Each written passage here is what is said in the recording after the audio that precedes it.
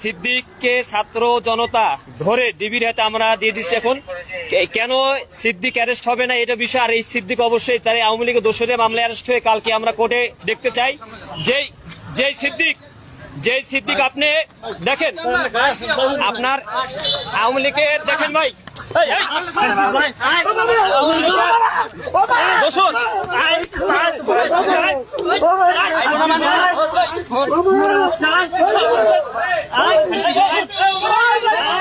কৌতুক অভিনেতা সিদ্দিকুর রহমান বাংলাদেশে আজকে টক অব দ্য কান্ট্রি। শুরুতে আপনারা যে ভিডিওটি দেখেছেন যে তাকে কিভাবে মারধর করে থানায় সোপর্দ করা হয়েছে, তার এই ভিডিও সামাজিক যোগাযোগ মাধ্যমে ছড়িয়ে পড়েছে এবং বাংলাদেশে ছাড়িয়ে বিদেশেও এ নিয়ে আলোচনা হচ্ছে। অনেকেই বলছেন যে সিদ্দিক কি আসলেই কোনো অপরাধ করেছে কিনা, তাকে কেন এভাবে মারধর করে থানায় সোপর্দ করা হলো, তিনি আসলে কি অপরাধ করেছেন, একজন অভিনেতা আসলে কি অপরাধই বা করতে পারেন।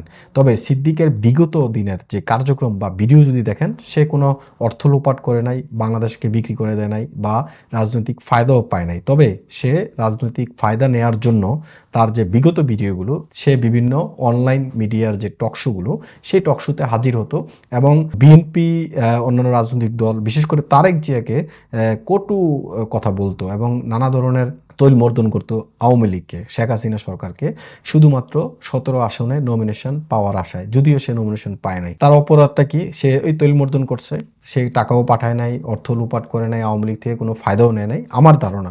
কারণ যদি ফায়দা নিত তাহলে হয়তো বা সে আজকে এমপি থাকতো বা তার কোটি কোটি টাকা থাকতো। আমি জানি না তার টাকা আছে কত, কিন্তু সে আমি শিওর যে সে কোনো ধরনের টাকা পয়সা আত্মসাৎ করে নাই বা কোনো ধরনের অনৈতিক সুবিধা পায় নাই আওয়ামী লীগ থেকে। শুধু নমিনেশন পাওয়ার আশায় সে এই ধরনের কাজ করেছে, যার জন্যে তাকে আসলে ছাত্রদল তাকে হেনস্থা করেছে বা তার জামা কাপড় ছিঁড়ে ফেলেছে, তাকে মারধর করেছে, পরবর্তীতে থানায় সোপর্দ করেছে। যদিও আমি এটার পক্ষে না, কারণ কোনো ধরনের মবের পক্ষে আমি না। আমি বিগত দিনেও বলছি যে কেউ যদি অপরাধ করে তাকে আইনের আওতায় নিয়ে আসুন, আইনের হাতে তুলে দিন, আইনের গতিতে তার যে বিচার হয় সেটা হবে। আজকে আপনি যেই কর্মকাণ্ড করছেন ভবিষ্যতে সেটা আপনার জন্য ফিরে আসবে। আজকে সিদ্দিকের দিকে তাকান, সিদ্দিক আসলে কোনো সুবিধা পায় না, কিন্তু সে যে ধরনের কথা বলেছে তার পরিপ্রেক্ষিতে কিন্তু আজকের এই অবস্থা। যদিও এটার সমর্থন করি না আমি, কারণ কোনো ধরনের মব হোক সেটা আমি চাই না। যে কোনো ব্যক্তি যে কোনো অপরাধ হোক তাকে আইনের হাতে তুলে দিন, আইনের হাতে সোপর্দ করুন, আইন আসলে বিচার করবে। সিদ্দিক যেভাবে হেনস্থ হয়েছে, তার জামা কাপড় যেভাবে ছিঁড়ে ফেলা হয়েছে, ভবিষ্যতে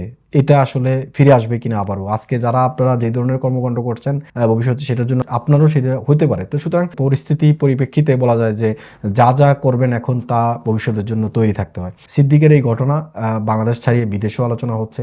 সিদ্দিকের পক্ষে অনেকে বক্তব্য লেখছেন, সিদ্দিকের বিপক্ষে অনেকে লেখছেন যে উচিত কাজ হয়েছে, কেননা সে আওয়ামী লীগের পক্ষ নিয়ে যেভাবে তৈলমর্দন করতো আওয়ামী লীগকে, সেটার ফলই আসলে সিদ্দিক পেয়েছে। আমিও বাস্তবতা মনে করি যে এটার ফল পেয়েছে, কিন্তু কোনো ধরনের মবকে সমর্থন করি না। আমি মনে করি যে কোনো ব্যক্তি যদি অপরাধ করে তাকে আইনের হাতে তুলে দিন এবং আইনের হাতে আসলে সোপর্দ করুন। আইন আসলে তাকে তার যে ন্যায্য বিচার সেটা আসলে করবে।